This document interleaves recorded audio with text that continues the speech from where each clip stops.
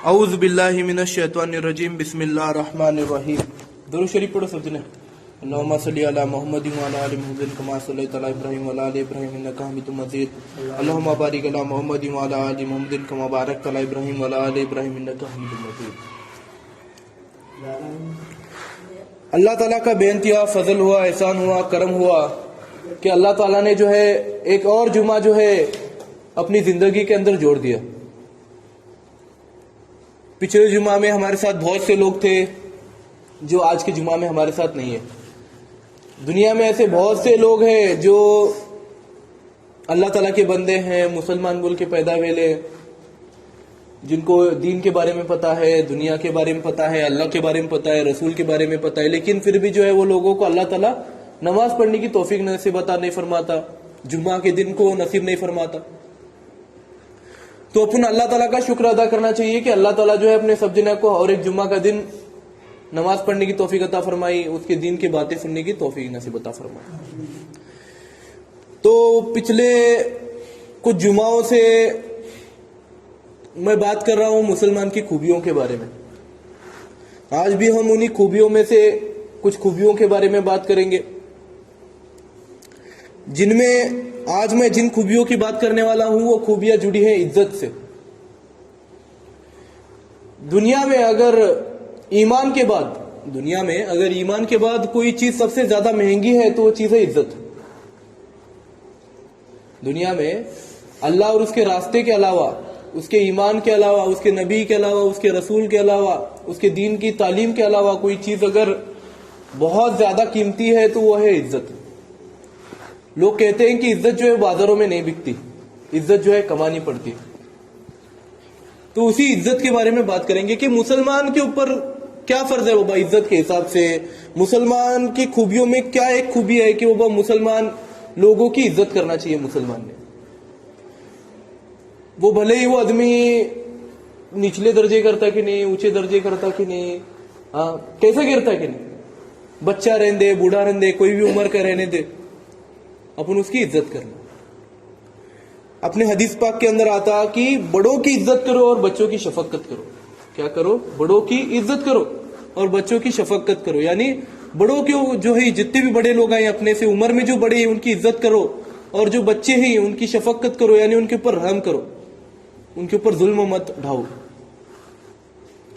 तो एक सहाबी ने पूछ लिया रसूल सल्लल्लाहु अलैहि वसल्लम से कि या रसूल सल्लल्लाहु अलैहि वसल्लम, बड़ों की इज्जत और बच्चों की शफकत के पीछे का कारण क्या है, किस लिए अपने को करना चाहिए। सहाबी जो थे वो हर अल्लाह के हुक्म के ऊपर सवाल पूछने वाले लोग थे। क्यूरियोसिटी थी उनके अंदर के, भाई ये ऐसा क्यों बोले ले, उल्टा क्यों नहीं बोले। तो उन्होंने पूछे एक सहाबी रजी अल्लाह तआला अन्हु रसूल सल्लल्लाहु अलैहि वसल्लम से कि या रसूल सल्लल्लाहु अलैहि वसल्लम, बड़ों की इज्जत क्यों करनी चाहिए और बच्चों पर शफकत क्यों करनी चाहिए, ये किस लिए कहा गया है। तो रसूल सल्लल्लाहु अलैहि वसल्लम ने मुस्कुराते हुए जवाब दिया, बड़ों की इज्जत इसलिए करनी चाहिए क्योंकि वो तुम्हारे से नेकियों में अफजल है, नेकियों में वो तुम्हारे से आगे है, तुम्हारे से ज्यादा उनकी नेकियां हुई होती हैं, तुम्हारे से ज्यादा उन्होंने जो है दीन का काम किया होता है, तुम्हारे से ज्यादा जो है उन्होंने दुनिया देखी होती है अल्लाह ताला के फजल से। और बच्चों की शफकत इसलिए करे, बच्चों पर रहम इसलिए करे क्योंकि वो तुम्हारे से गुनाह में कम है। बच्चों की शफकत इसलिए करे क्योंकि वो तुमसे गुनाह में कम है, क्योंकि बच्चे के गुनाह नहीं रहते, कुछ भी बहुत कम गुनाह रहते। और अल्लाह ताला अगर बच्चा गुनाह भी करेगा 10-12 साल की उम्र तक, जब तक वो नाबालिग है, तो भी अल्लाह ताला क्या करता, वो गुनाहों को जो है क्या करता, माफ करता, नजरअंदाज करता अल्लाह को, क्योंकि ये नादान है, अभी इसको पता नहीं कुछ भी दीन के बारे में बोल के।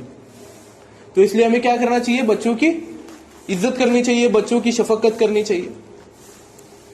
तो हर जगह पर ये आता हुक्म, अल्लाह ताला का हुक्म है ये, हम हर जगह आता कि बड़ों की इज्जत करो, बच्चों की शफकत करो।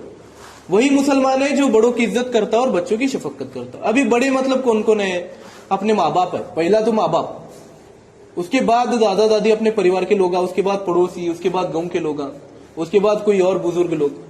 पहले माँ बाप की इज्जत करना जरूरी है। माँ बाप की इज्जत कैसा करना, बाप अगर नीचे बैठे है, तुम्हारे पिताजी अगर नीचे बैठे ले, फर्श पर बैठे और तुम कुर्सी पर बैठ रहे, ये गुनाह का काम है। तो तुम क्या कर रहे हो, उनकी इज्जत में क्या कर रहे, खलल डाल रहे। तुम्हारे अब्बा अगर पीछे चल रहे और तुम्हें उनके आगे चल रहे, ये भी क्या है, उनकी इज्जत में क्या हुआ, नाफरमानी हुई। उनकी इज्जत की जो है, उनकी इज्जत तुम नहीं करे जैसा हुआ। हाँ, तुम्हारे अब्बा अगर धीमी आवाज में बात कर रहे और तुम उनके सामने ऊंची आवाज में बात कर रहे, ये भी क्या हुआ, उनकी इज्जत में क्या हुआ, खलल डाले जैसा हुआ। तो एक औलाद के ऊपर, एक औलाद क्या करना चाहिए, अपने माँ बाप की इज्जत कैसी करनी चाहिए, माँ बाप के सामने ऊंची आवाज में बात नहीं करना। माँ बाप अगर नीचे बैठे सही तो माँ बाप के सामने कुर्सी पर नहीं बैठना। माँ बाप अगर पीछे चलते होंगे तो उनके आगे जो है चलने की कोशिश नहीं करना। हाँ, अगर तुम्हारे माँ बाप बोले वो आगे जा तू, मैं आता आराम से बोले, तो वो बात अलग है। तुम अगर खुद से जाते होंगे, ये क्या यार इन्हें बहुत स्लो चल रहे, अपन आगे जाना, बात गलत है। तुम्हारे अब्बा की इजाजत लो। नियत पर दारोमदार है। मैं मेरे सबसे पहले बयान में ये बोला था मैं जुम्मा के अंदर कि नियत पर है, पूरा अपना अमल जो है ना नियत के ऊपर डिपेंडेड है। अगर तुम्हारी नियत अच्छी रहेंगी तो गलत काम भी जो है सवाब में जुड़ता, और अगर तुम्हारी नियत खराब रहेंगी तो अच्छे काम भी जो है वो गुनाहों के अंदर दाखिल होते। तो इसलिए तुम्हारी नियत के ऊपर हर एक चीज का दारोमदार है। तो क्या करना, अपने माँ बाप जब पीछे चलते होंगे तो आगे नहीं चलना, माँ बाप अगर नीचे बैठे होंगे तो अपन ऊपर नहीं बैठना। ये सब एक इथिक्स है, ये अपन एक मुसलमान रहने के, मुसलमान तो रहते हुए करना, एक इंसानियत के नाते भी करना, क्योंकि वो बड़े ही अपने से, उनके सामने अपन उनसे आला दर्जे पर बैठना ये गलत बात है। हाँ, अगर उन्होंने अगर इजाजत दी होगी तो बात और है। फिर उसके साथ साथ माँ बाप अपने लिए बहुत कुछ करे रहते अपनी जिंदगी में, बहुत कुछ करे रहते। माँ बाप के अगर अपन एहसानात, किसी औलाद के लिए एहसानात अगर गिनाने बैठेंगे तो कयामत के दिन तक वो एहसानात खत्म नहीं होंगे बोलने की बात। तो उतने ज्यादा एहसानात एक माँ बाप जो है अपने बच्चों के लिए करते। तो अपन क्या करना, उन एहसानात के बदले अपन उनकी क्या करना, इज्जत करना। अपन बदला तो नहीं चुका सकते, लेकिन अपन एक इज्जत कर सकते, उनका दिल खुश कर सकते। और हर मुसलमान के ऊपर फर्ज है कि वो अपने माँ बाप की जो इज्जत करे, अपने से जो बड़े हैं उनकी इज्जत करे। फिर उसके बाद और एक बात यह आती है कि बच्चों पर शफकत करो। बच्चों पर शफकत करने का मतलब क्या है कि जो तुम्हारे से छोटे हैं उनको तकलीफ मत दो, उनको डांटो मत ज्यादा, उनको मारो मत ज्यादा। अब उन क्या करते, आते जाते चुप बच्चे को ऐसा एक टपली मार को जाते। सब जनेज करती है ऐसा, अपन जानबूझ को नहीं करते, लेकिन होता अपने हाथ से। तो क्या बोले, ले बच्चों को तकलीफ मत दो, बच्चों को मत सताओ, बच्चों की जो है शफकत करो, उनको माफ करो। अगर उनके हाथ से कोई गलती भी सुनेंगे तो उनको प्यार से समझा को उनको माफ करो, उनके ऊपर हाथ मत उठाओ। क्योंकि हदीस पाक में आता है कि बच्चे जो है वो जन्नत की फूल की तरह रहते बोलते। तुम उसे जितना अच्छी तरीके से, एक पौधे की तरह है वो, तुम्हें जितना अच्छी तरीके से तुम्हें उसे पालेंगे वो उतना भविष्य में अच्छे बनेंगे। मतलब एक झाड़ है, तुम्हें उसे अच्छी तरीके से पानी डालेंगे, अच्छा खाद डालेंगे, उसे अच्छी सूरज की रोशनी मिलेंगी, अच्छी हवा मिलेंगी, तो क्या होता है वो झाड़ जो है अच्छी तरीके से बढ़ता, तुमना जो है फल फ्रूट देने लगता, छांव देने लगता। एक अच्छी खुशनुमा माहौल तैयार होता। अच्छी झाड़ अगर अच्छा रहा तो एक खुशनुमा माहौल तैयार होता पूरे आजू बाजू में। अगर वो तुम्हें अगर झाड़ को बरोबर नहीं देखेंगे, उसे पानी नहीं डालेंगे, उसे खाद नहीं डालेंगे, तो क्या होता है वो झाड़ बढ़ता नहीं, वहां क्या होता है सूख जाता हो। तो ये कहा गया है, इसका मतलब क्या है कि बच्चों को बचपन में अच्छे संस्कार दो, अच्छी तरबियत दो, दीन के बारे में बताओ, अल्लाह के बारे में बताओ, रसूल के बारे में बताओ, उनके नेक पाक रास्ते के बारे में बताओ। तो क्या है, बच्चे जो है आसानी से भविष्य में तुम्हारे लिए अच्छा होता हो। बच्चे तुम्हें अगर बच्चों के ऊपर अच्छा संस्कार करेंगे तो बच्चे जो है भविष्य के अंदर तुम्हारे ऊपर अच्छे तरीके से छांव दिखेंगे, तुम ना अच्छा तुम्हारी खिदमत करेंगे। अगर तुम्हें बचपन में बच्चन को अगर तकलीफ देते रहेंगे, मारते रहेंगे, तो वो बच्चा बड़ा होने के बाद तुम्हारा सुनेगा क्या? ये दुनिया है, जो तुम्हें यहाँ पर बोएंगे वो तुम्हें आखिर में पाएंगे। जो भी तुम्हारे गुनाह है वो तुम ना याद फेड़ को जानेगा। जो तुम्हारे बच्चों के अख्या के सामने होगा वही तुम ना जो है वो कयामत तुम्हारे आखिरी वक्त में तुम्हारे साथ भी वो वही करेंगे। अगर तुम्हारे माँ बाप को अगर सताते रहेंगे, तुम्हारे माँ बाप को बराबर देखते नहीं रहेंगे, तुम्हारे माँ बाप के साथ हुस्ने सलूक नहीं करते रहेंगे, तुम्हारे माँ बाप के साथ बात नहीं करते रहेंगे, माँ बाप को छोड़ को अकेले बैठ को खाते रहेंगे, माँ बाप को छोड़ को अकेले हंसते खेलते रहेंगे, माँ बाप दुख में ही तुम्हारे, और तुम्हें उनके साथ बात नहीं करते रहेंगे, उन्हें बीमार पड़े तो उनको देखते नहीं रहेंगे, उनके कपड़े धोते नहीं रहेंगे, उनको बरोबर टाइम पर खाना देते नहीं रहेंगे, तुम्हारे बच्चंदा के सामने ये सब तुम्हें अगर कामा करते रहेंगे तो तुम्हारे बच्चंदा क्या करने वाले? तुम्हें तुम्हारे बच्चंदा करने से क्या एक्सपेक्ट कर सकते कि हमारे बच्चंदा जो है हमने अच्छी तरीके से देखेंगे? अगर तुम्हें तुम्हारे माँ बाप को नहीं देखते रहेंगे तो तुम्हारे बच्चे तुमने कहां से देखेंगे? है ना? मतलब जो तुम्हारे बच्चंदा के आंखें के सामने आ रहा, उठे उठे जो उन्होंने देख रहे, वो बात उन्होंने आखिरत में करने वाले ना तुम्हारे साथ, तुम्हारे आखिरी वक्त में। उसमें भी कुछ नेक बंदे रहते, बच्चे रहते कि मेरे माँ बाप मेरे दादा दादी के साथ गलत करे बोल के मैं उनके साथ गलत करना, ये गलत बात है। उन्होंने उनके साथ हुस्ने सलूक करते, उस वक्त वो माँ बाप को जो है उनकी गलती का एहसास होता है, यार अपन अपने सास ससुरे के साथ अपने माँ बाप के साथ गलत करें। तो इज्जत यहां पर चाहती कि अपन अपने से बड़े जो है उनकी इज्जत करना। अपने माँ बाप अपने लिए बहुत कुछ करे रहते, वो अपने से कुछ नहीं चाहते रहते, अपनी जायदाद प्रॉपर्टी स्टेट कुछ भी नहीं चाहते रहते। उनको फक्त क्या रहता, प्यार के दो बात, हाँ अच्छा बरोबर टाइम पर खाना होना, उनको बीमार पड़े तो उनको देखना, उनकी खिदमत करना, बस इतना चाहते रहते माँ बाप। एक बहुत ही मशहूर किस्सा है जो हमारे उस्ताद जाबर साहब हमना बोलते थे जब हमें जमात में थे। तो एक बेटा माँ बाप को घर से निकालता, क्या करता है एक बेटा माँ बाप को घर से निकालता, तो उसकी माँ जो है वो बेटे से बोलती कि बेटा बाहर ठंड बहुत है, बाहर बहुत ठंड है, एक कंबल तो दे हमना जाने के वास्ते। क्या एक कंबल तो दे हमना, बाहर तू भेज रहा कंबल तो दे। तो वो बाप का बेटा अपने बेटे को भेजता, ये बेटा जाके अंदर से कंबल लेकर दादा दादी को देने का। तो बेटा क्या करता है, आधी कंबल फाड़ को लाता, कंबल लाको देता बाप को। बाप देखता रहे आधी पूरी कंबल कहाँ है, तो नहीं बोलता मैं वो आधी कंबल तुम्हारे वास्ते रखे से अब्बा कर को बोलता, जब मैं भी तुमना बाहर निकालूंगा तो तुमना वो आधी कंबल देने आता तुमना करके बोलता बेटा।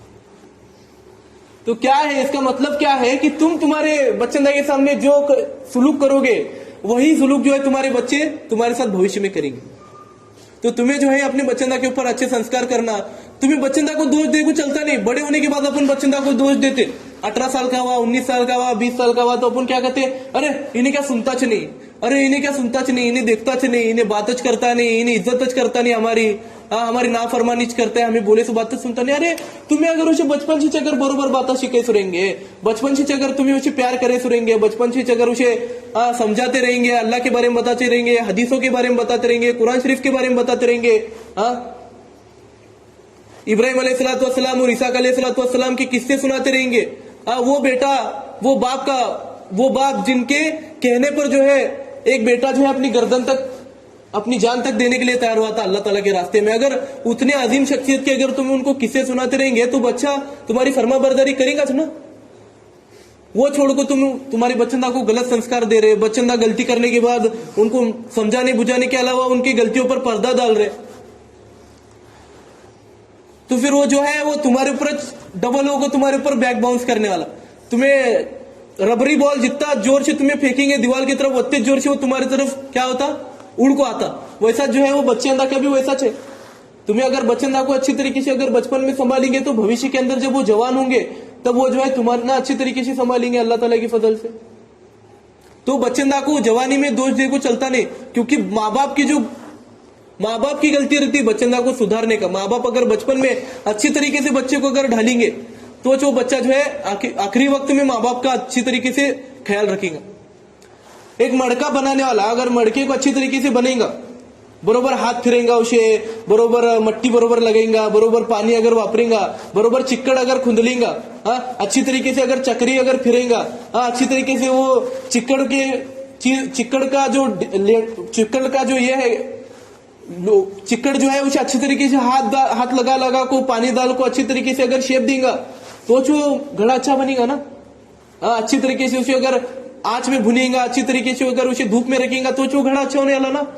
अगर उन्हें हाथ नहीं बरोबर फिरेगा अच्छी तरीके से, अगर वो चिक्कड़ को अगर अच्छी तरीके से गुंदेगा नहीं तो वो क्या होने वाला, घड़े को चीरा पड़ने वाले और उसमें से पानी जो है पानी डाले पानी भोने लगने वाला। तो बाद में वो पछता को कुछ फायदा नहीं है। अभी तुम्हारे पास वक्त है, तुम अपने बच्चों को अच्छे संस्कार दो। तो इसीलिए हदीस पाक के अंदर बोलो, कुरान शरीफ के अंदर हमेशा ये हुक्म है कि बच्चों के ऊपर शफकत करो, बच्चों के ऊपर शफकत करो, बच्चों को अच्छी तरबियत दो। ये माँ बाप का हक है। हमें पिछले जुमा में भी ये बताया कि माँ बाप के हक क्या है। बच्चों को अगर आप अच्छी तरबियत दोगे तो वो भविष्य में तुम्हारे साथ अच्छा सलूक करेंगे।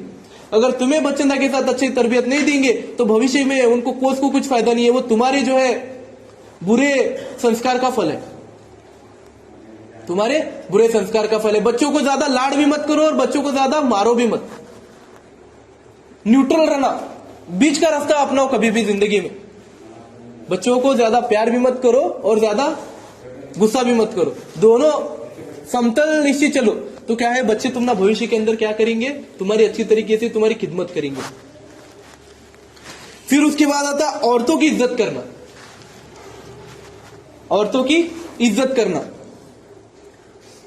अल्लाह ताला को पसंदीदा दो पसंदीदा, एक पसंदीदा जगह एक है और एक नापसंदीदा जगह है। अल्लाह ताला को सबसे ज्यादा जो पसंदीदा जगह है वो है अल्लाह ताला की मजलिस, मस्जिद जो है अल्लाह ताला को सबसे ज्यादा पसंद है, जहां पर उसकी और उसके रसूल की बड़ाई होती हो, जहां पर लोग आके उसके सामने गिड़गिड़ाते हो, उससे मांगते हो, उसके लिए रोते हो, गुनाहों की तौबा करते हो, वो जगह। और उसके साथ साथ अल्लाह ताला को जो नापसंदीदा जगह है वो है बाजार। पसंदीदा जगह कौन सी है, अल्लाह ताला की मजलिस, और नापसंदीदा जगह कौन सी है, बाजार। क्योंकि बाजार में जो है आंखों की पर्दगी नहीं होती, क्या होता है, आंखों की इताअत नहीं होती बाजार के अंदर, इसलिए अल्लाह ताला को बाजार जो है पसंद नहीं है। बाजार में इंसान सबसे ज्यादा झूठ बोलता, बाजार में आंखों की भी पर्दगी होती, बाजार में जो है अमानत में खियानत होता, बहुत सारी चीजें होती बाजार में, इसलिए अल्लाह ताला को जो है बाजार पसंद नहीं है। अल्लाह ताला को उसकी दीन की मजलिस पसंद है, लेकिन बाजार जो है पसंद नहीं है। तो बाजार और औरतों की इज्जत का जो है कॉन्टेक्ट बहुत ही पुराना है। अपने में मुसलमानों के अंदर जो है पर्दगी के बारे में बताते, पर्दा करो, औरतों को पर्दों का हुक्म किया गया है। पर्दे का हुक्म किस लिए किया गया, ताकि जो है आधे से ज्यादा जो गुनाह होती है वो आंखों से होती। हदीस पाक के अंदर फरमाइश है कि अगर अल्लाह ताला ने इंसान को आंखें नहीं दी होती, अल्लाह ताला ने अगर इंसान को आंखें नहीं दी होती तो 99.99% गुनाह वेच नसते। अल्लाह ने अगर इंसान को आंखें नहीं दी होती ना तो 99.99% गुनाह वेच नसते।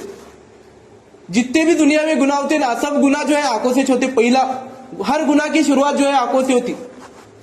कोई भी चोर जो है चोरी करने से पहले आंखें से देखता, कोई भी चुगलीखोर जो है चुगली करने से पहले आंखें से देखता, कोई भी जो है जीना करने वाला पहले आंखें से जीना करता, आंखें से देखता उन फिर जीना करता।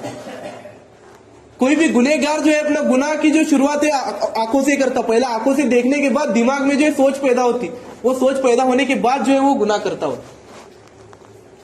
तो हर मुसलमान को जो है हदीस पाक के अंदर भी बताया और कुरान शरीफ के अंदर भी बताया कि तुम अपने आंखों की इताअत करो, आंखों की इताअत करो, यानी आंखों से जो गुनाह होते हैं वो आंखों से होने वाले गुनाहों से बचो। दरमियानी नजर रखो, ज्यादा नजर ऊंची भी मत रखो जिससे तुम्हें गुनाह हो, और ज्यादा नजर नीची भी मत रखो जिससे तुम्हारा एक्सीडेंट हो, चलते चलते किसी गड्ढे में गिरे, चलते चलते किसी गाड़ी से टकरा गए, किसी पहाड़ से टकरा गए, किसी पेड़ से टकरा गए, किसी जानवर के ऊपर पाँव रखा हो, जानवर तुम ना काटा। तो दरमियानी नजर रख के चलो जिससे तुम्हारी बेपर्दगी भी ना हो और जिससे तुम्हारी जान को भी खतरा ना हो। तो औरतों की इज्जत करने के लिए अपने को बता ले, औरतों की इज्जत करो। जहां पर बेपर्दगी होती हुई नजर हो तो अपनी आंखों को नीची करो। इसके बारे में मैं इससे पहले भी बताया कि शैतान के हथियार क्या है उसके बारे में जब मैंने बताया था तो उस वक्त मैंने औरत जो है वो शैतान के सबसे बड़ी हथियारों में से एक है, इसके बारे में मैंने आप लोगों को बताया था। मछली को फंसाने के लिए क्या करता इंसान, क्या करता, गिल रहता कांटे जैसा रहता, उसके ऊपर जो है छोटा सा कीड़ा लगा को उन्हें पानी में फेंकता, मछली को क्या करने के लिए, अट्रैक्ट करने के लिए। वैसा जो है शैतान लड़कियों को, औरतों को जो है गिल की तरह इस्तेमाल करता, आदमियों को फंसाने के वास्ते, गुनाह होने के वास्ते क्या करता, गुनाह की तरफ खींचने के वास्ते उन्हें क्या करता, औरतों का इस्तेमाल करता। अगर अपनी औरतें अगर पर्दे से अगर रहेंगी तो आंखों की इताअत, जो ज्यादा गुनाह जो है वो नहीं होंगे ना। तो अपन क्या करना, अपने घर की जो औरतें हैं, माँ बहनें हैं, या फिर अपने अड़ोस पड़ोस की जो औरतें जो अपनी बातें सुनते, अपन बड़े रहने के हिसाब से अपनी जो बातें सुनते उनको अपन बताना कि आंखों की अपन जो है पर्दे से रहना, पल्लो लेना, बुरका पहन को बाहर जाना। तो इससे क्या होता, आंखों की बेपर्दगी होने से बचता। ज्यादा से ज्यादा जो गुनाह होते वो गुनाहों से इंसान जो है बचते। नजर नहीं पड़ती ना, अगर नजर पड़ेंगे तो इंसान गुनाह करेगा, नजर नहीं पड़ी तो गुनाहकाशी करता। तो हर एक मुसलमान को जो है आंखों की पर्दगी करने का हुक्म बोले से कि तुम जब भी बाजार में से चलो या फिर किसी गली में से चलो, किसी मोहल्ले में से चलो, तो अपनी आंखों की जो है इताअत करते हुए चलो। वजू करते वक्त जब भी अपन अपने आंखों पर से हाथ फिराए तो अल्लाह ताला से दुआ करे कि अल्लाह ताला मुझे मेरी आंखों की इताअत करने की तौफीक नसीब अता फरमा। क्योंकि आंखों से होने अगर आंखें नहीं होती तो 99.99% गुनाह मेरे हाथों से नहीं हुए होते। तो तूने जो है एक नियामत मुझे अता फरमाई है आंखों की, तो इन आंखों की नियामत जो है उसे सही तरीके से इस्तेमाल करने की तौफीक नसीब अता फरमा। तेरे दीन की चीजें जो है वो देखने की तौफीक नसीब अता फरमा। तेरे कुरान शरीफ को पढ़ने की तौफीक नसीब अता फरमा। हाँ, तूने जो अजीम शान दुनिया बनाई है वो दुनिया को देख के तेरी तारीफ करने की तौफीक नसीब अता फरमा। ऐसी दुआएं करनी चाहिए हमें और आंखों की इताअत करनी चाहिए। अगर अपन आंखों की इताअत करेंगे तो इमीडिएटली जो है धीरे धीरे करके जो है सभी गुनाह जो है अपने हाथ से होने के बंद होंगे। और अपने जो है औरतों की इज्जत भी करना जरूरी है, क्योंकि औरत जो है एक माँ है, एक बेटी है, एक बहन है।